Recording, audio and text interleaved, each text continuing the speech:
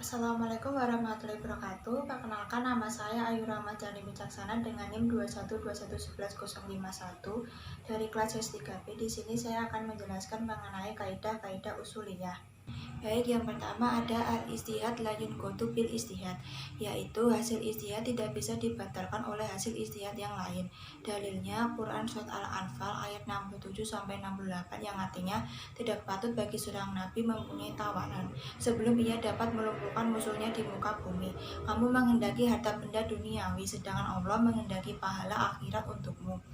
Dan Allah Maha Perkasa lagi Maha Bijaksana. Quran Surat Al-Anfal ayat 67. Kalau sekiranya tidak ada ketetapan yang telah terdahulu dari Allah, niscaya kamu ditimpa siksaan yang besar karena tebusan yang kamu ambil. Quran Surat Al-Anfal ayat 68. Kemudian contohnya yaitu seorang hakim ketika memutuskan sesuatu perkara dengan istihad. Apabila kemudian dia beristihad lagi dan keputusannya berubah, maka hasil keputusannya yang kedua tidak dapat membatalkan keputusan yang pertama. Kemudian contoh pengecualiannya yaitu perubahan yang dilakukan oleh imam atau kepala negara berdasarkan kemaslahatan terhadap tanah yang oleh imam terdahulu telah ditetapkan sebagai tanah khusus atau istimewa. Contohnya seperti tanah lapangan atau fasilitas umum dan sebagainya. Kemudian yang kedua ada idza istama'a al-halal wal al-haram kuliba al-haram. Artinya apabila sesuatu yang halal berkumpul dengan yang haram, maka yang dimenangkan adalah yang haram. Dalilnya sabda Nabi Shallallahu Alaihi Wasallam, tidaklah perkara halal dan haram berkumpul kecuali yang haram akan mengalahkan yang halal.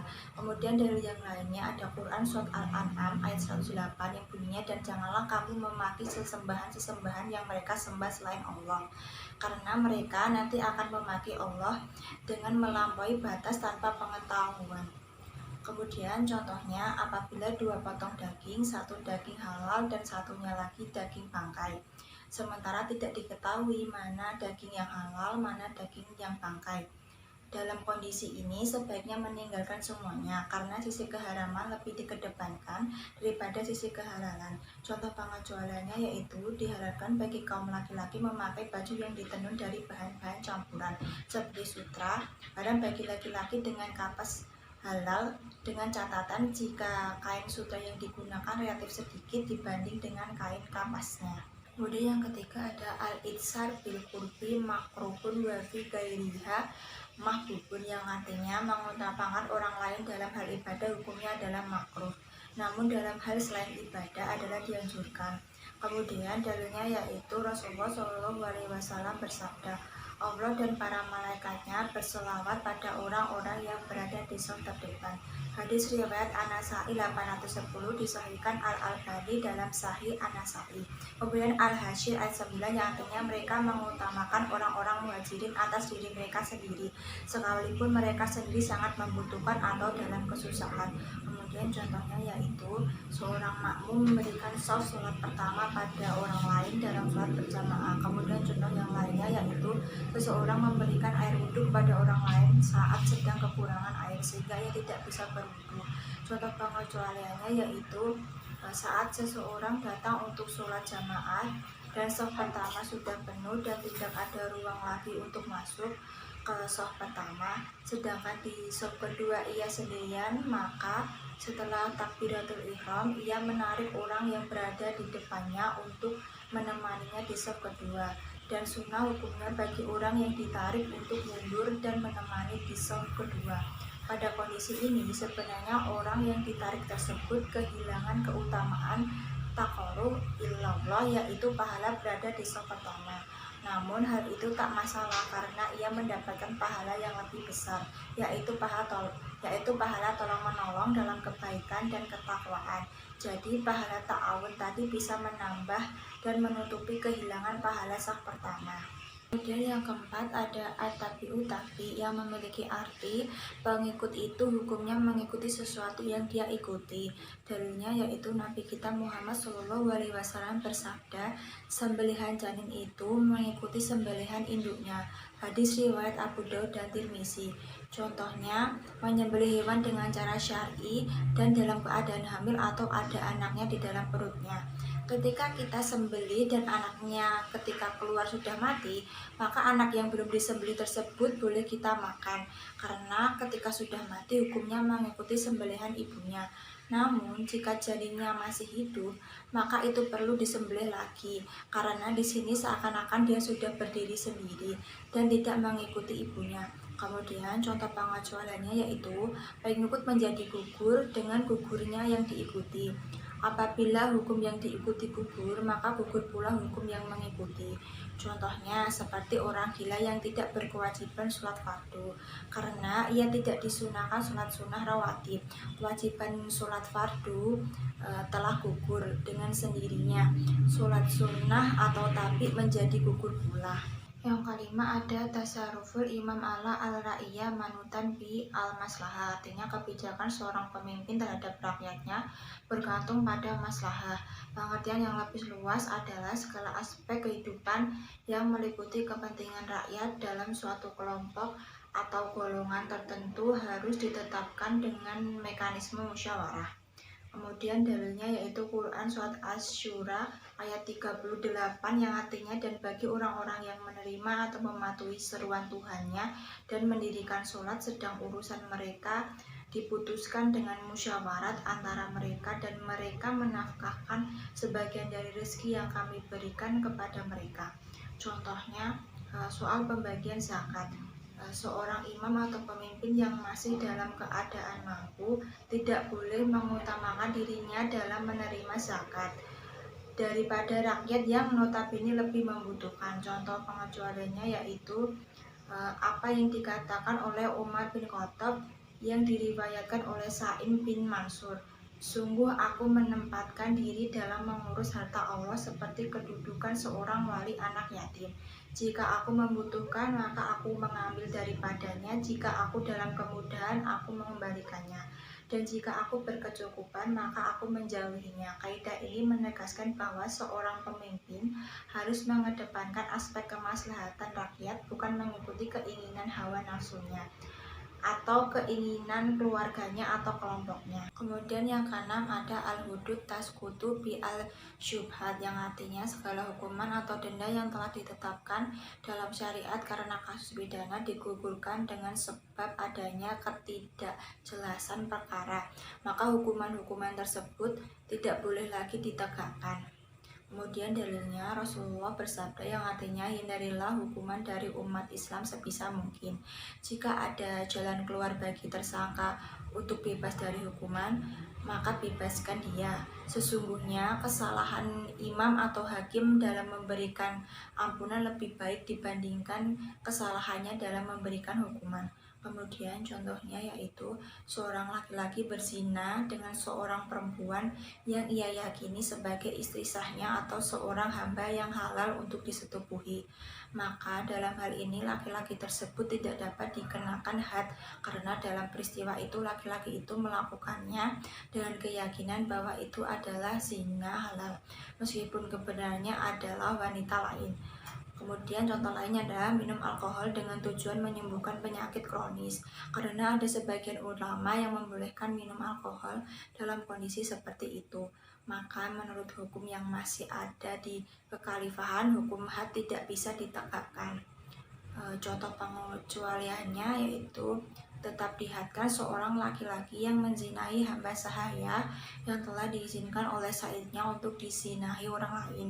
Dalam kasus ini tidak berlaku kaidah syubhat menggugurkan had, karena syubhat di sini sangat lemah. Demikian pula kasus seorang muslim yang membunuh seorang kafir zimi. Kemudian wali kafir zimi tersebut membalaskan dendam dengan cara membunuh pria muslim tersebut. Dalam kasus ini wali zimi yang telah membunuh pria muslim tersebut tetap dihukum had, karena sekalipun ada syubhat khilaf dari mazhab Hanafi yang membolehkannya, namun syubhat tersebut sangat lemah sehingga tidak dapat dijadikan pedoman dalam menggugurkan had. Kemudian yang ketujuh ada al-huru layat kulu tahtal yati, yang artinya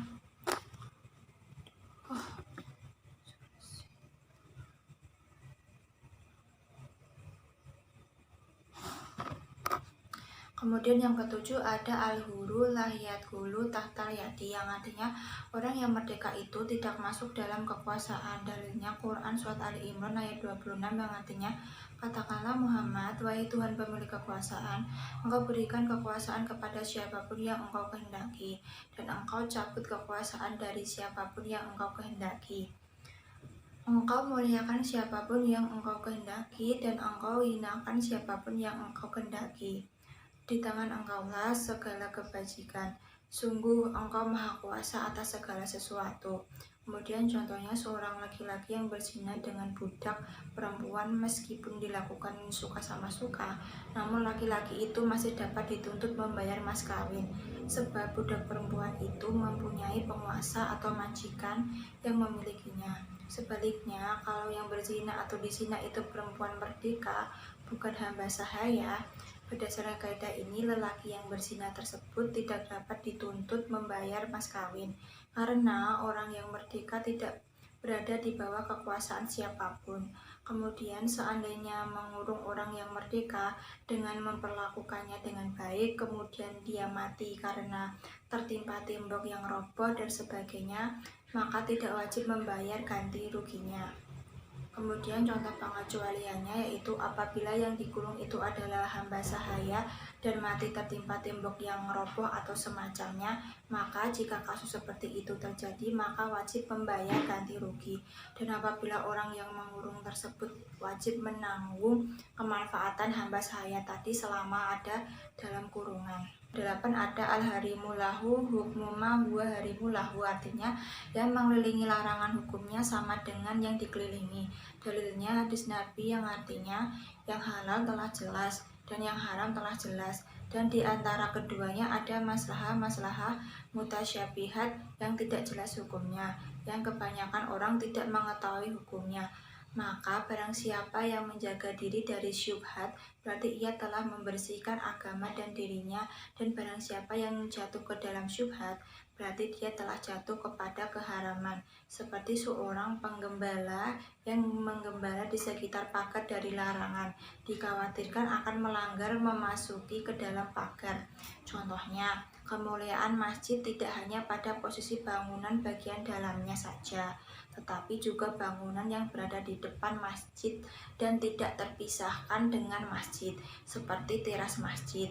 Dengan demikian, semisal ada orang yang sholat atau itikaf di situ juga sah menurut syariat.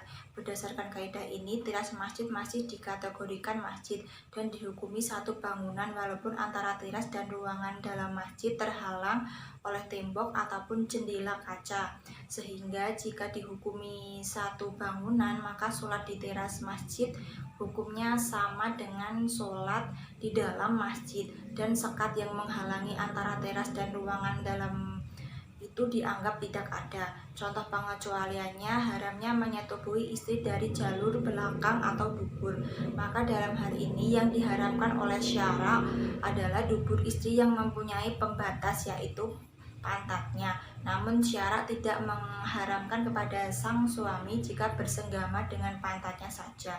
Padahal bagian pantat ketika itu menjadi al-harim atau pembatas bagi dubur yang diharamkan. Seharusnya sesuai kaidah di atas, pantat juga diharamkan karena pembatas hukum haram dihukumi haram juga, seperti apa yang dibatasinya. Kemudian yang ke-9 ada idzatama'a amrani min jinsin wahidin walam yaktalif maksuduhu madakola ahaduhuma fit khairi goiban, artinya apabila berkumpul dua perkara satu jenis dan tidak berbeda maksud dari keduanya, maka menurut biasanya yang masuk kepada yang lain.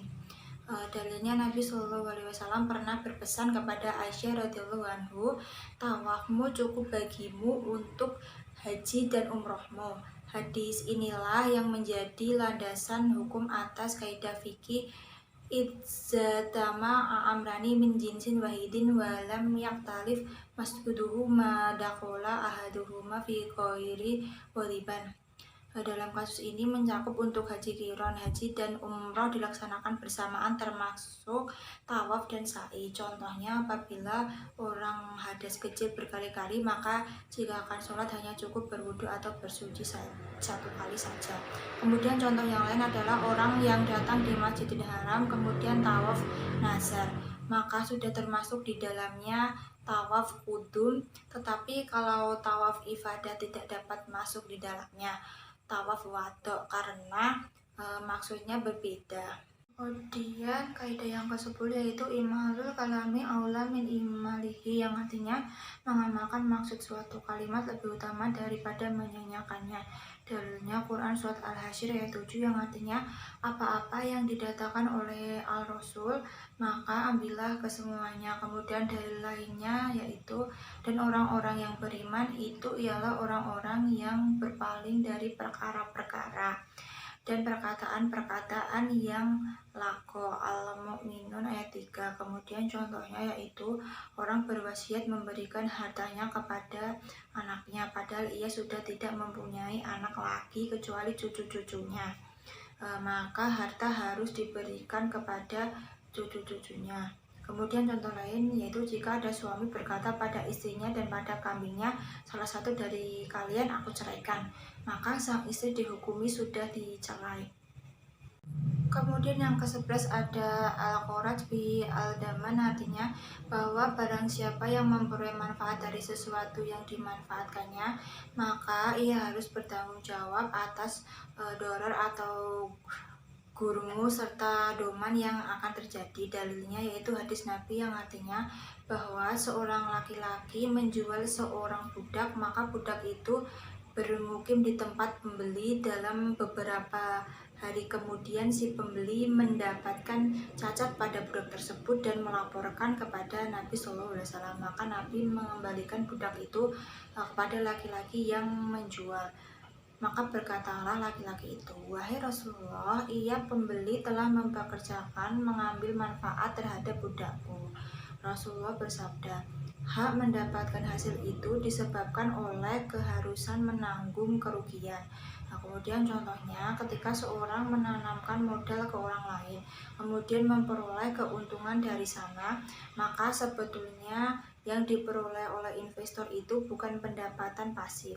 Karena ketika menginvestasikan uangnya, berarti ada risiko kerugian yang harus siap ditanggung. Kemudian seekor binatang dikembalikan oleh pembelinya dengan alasan cacat. Si penjual tidak boleh meminta bayaran atas penggunaan binatang tersebut karena penggunaan binatang itu sudah menjadi hak pembeli. 12 ada al-khuruj min al-khilaf mustahabun, yang artinya mengambil sikap kehati-hatian dalam hukum syara, baik dengan mengerjakan persoalan yang terjadi perbedaan pendapat ulama dalam menetapkan keharusannya maupun meninggalkan perbuatan yang terjadi perbedaan pendapat ulama dalam menetapkan keharamannya. Dalilnya aku menghafal dari Rasulullah SAW, tinggallah sesuatu yang meragukanmu kepada sesuatu yang tidak meragukanmu, karena sesungguhnya kebenaran akan menghasilkan ketenangan, sedangkan dusta akan menghasilkan keraguan. Hadis riwayat Tirmizi. Contohnya disunahkannya membasuh seluruh rambut kepala saat berwudu agar terhindar dari perbedaan pendapat dengan mazhab Malik dan Hanafi yang mewajibkan tidak hanya sebagian dari rambut kepala tetapi keseluruhan. Terdapat setidaknya 3 pendapat para ulama mengenai bagian rambut kepala yang harus dibasuh. Pendapat yang mengatakan wajib membasuh seluruh rambut kepala ialah Imam Malik bin Anas dan Imam Ahmad bin Hanbal. Pendapat yang mengatakan wajib dibasuh minimal seperempat rambut kepala adalah Abu Hanifah. Minimal diusap satu rambut atau kulit kepala yang menjadi tempat tumbuhnya rambut diimami oleh Imam Asy-Syafi'i. Dalam mazhab Syafi'i yang menyatakan yang wajib dibasuh minimal satu rambut atau kulit kepala, namun disunahkan untuk mengusap keseluruhan bagian rambut kepala. Hal ini sebagai langkah keluar dari perbedaan pendapat. Sikap ini dinilai lebih mencerminkan kehati-hatian.